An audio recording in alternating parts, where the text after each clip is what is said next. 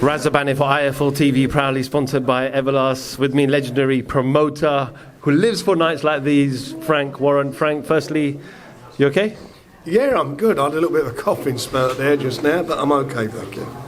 Not COVID related, is it? Well, I've had COVID, so I don't want that again. No, it's not COVID. I hope it's not COVID related. God forbid. Good to hear. Probably all the excitement of tonight. It was such an exciting night, wasn't it? And the main event was really exciting. I really enjoyed it. What? I don't know how it ended, but up until it ended, it was an excellent fight to watch. How were you scoring the fight at end of ninth round? I didn't think there was a lot in it. I thought there's a couple of times in the fight where Louis had, he wobbled him, but it was a to and fro. It got a bit messy at times with clashes, and I knew there was going to be a clash of heads and the result of that horrible cut. But I don't think there was that much in it. But I thought he was just in front, and it's a great shame because those 3 rounds, the last 3 rounds, would have been something special. Well, it was special up to them, but I think it would have been a really, really special fight. So, it's unfortunate what happened. And it was certainly further spiced up with both sets of fans chanting, and it was all fun and it was banter. Nothing was erratic. Look, that's fantastic. That's what it's all about, isn't it? Come with it, fans. Come and enjoy yourself. Get behind your man. Brilliant. And they all behave themselves. They're a credit to themselves. Also, you mentioned, that you'll speak to him and you'll get him back out again. But a rematch, something on the agenda potentially? Yeah, I think Louis is going to be out for quite a while. I mean, that was a horrendous cut. He had 2 bad cuts. He also split his lip. But I think he won't be out. He's going to be out until the new year. That's for sure. I know obviously tomorrow's show got cancelled and tonight was the prospect kind of show. The rest of the card, I'll give the mic to you. Just want to go through the rest of the card very quickly on who you thought, any stand-up performances and who you impressed with. I've got to tell you something. I was pleased with everybody. I thought Ali made a good debut. I thought Josh Frankham really, really boxed well. I thought Carroll really had a good performance. Mark Chamberlain did well. All the guys, all of them on there, I think they really, really rose to the occasion. And I thought, what it was all about. It did show, these young fighters have got a real, have got good futures ahead of them. And what I was really pleased with the fact it's on BT Sport, but also it's on BT YouTube. So that's going to be a big audience for us to develop these youngsters and be seen. How often are you looking to put these kind of shows on? We've got a series. We're going to do at least 8 shows this over 12 months from now. So we'll be doing them and see how it goes from there. But overall, pleased with how tonight went. Yeah, I thought it was really good, and there was fans here. Bearing in mind there was going to be another show tomorrow, so I thought all in all it was an excellent night.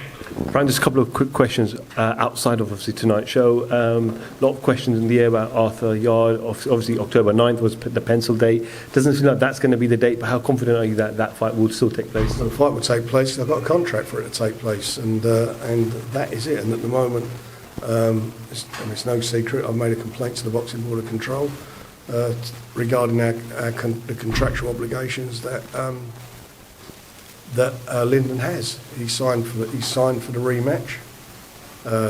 He's acknowledged there was a rematch, and what I'm very annoyed about is that we wanted the fight in Manchester. He wanted the fight in Manchester, but Manchester wasn't available.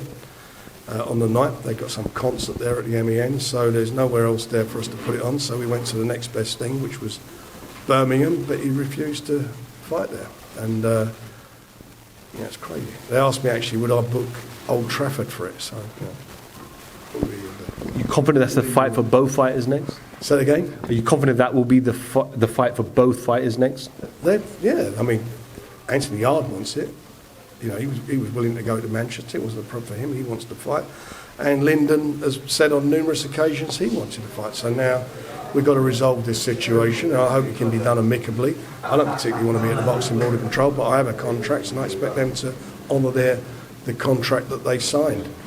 4 weeks tomorrow, you're going to be in sunny, hot in a desert, a place called Las Vegas for Tyson Fury and the Trilogy. I know you spoke about it earlier this week with Umar, but I'm not going to go too much into it. But do you expect this to be a difficult fight for Fury out of the other two?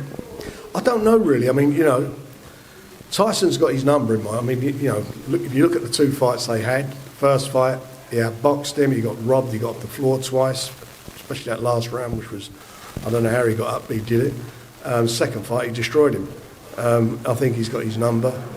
But that's why I think it's going to be an exciting fight, because I believe the only way that Deontay Wilder can win the fight is he's not going to outbox Tyson Fury. It's not at this stage of his game, his career.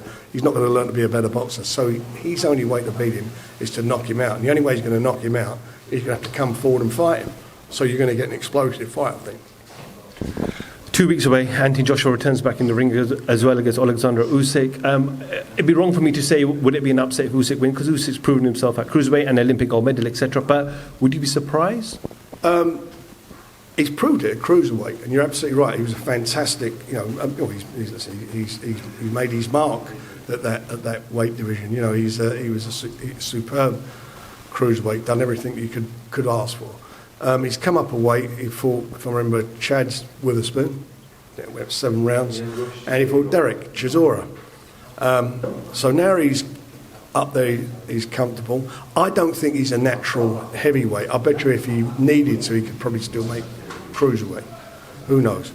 But Anthony Joshua has got to be favourite. He must be the favourite for the fight. He's the bigger guy. He's he's much bigger, and he's a big puncher. Having said that, if he doesn't get rid of him, if he's still there after 5 or 6 rounds, then, or if it gets to the end of the fight, if that goes 12 rounds, I would fancy Usyk to get the decision, because to get there, he's going to have to have outboxed him.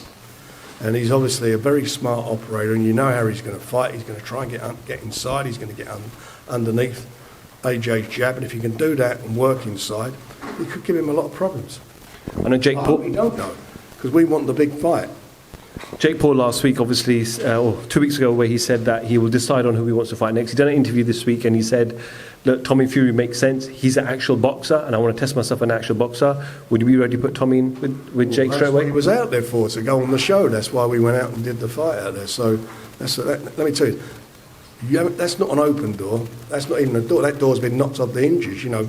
And now we are talking about, you know, providing the finances can get sorted out on that fight, that's not a problem.